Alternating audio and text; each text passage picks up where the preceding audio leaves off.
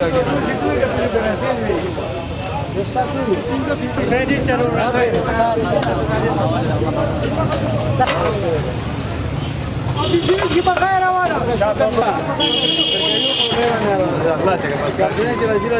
Sir, बिल्कुल हड़ताल है और लोगों को बहुत मुश्किलात का सामना है। रोटी नहीं मिल रहा है, हम सुबह से बस नाश्ते भी नहीं किए, रोटी नहीं मिल रहा है।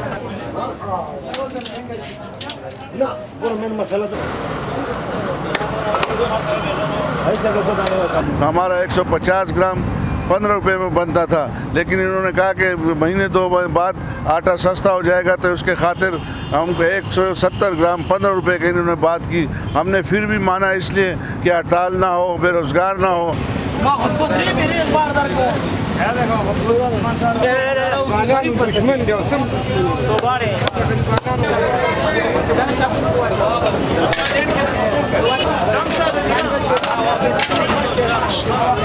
लेकिन ये मेट्रो से तो काम नहीं चलेगा।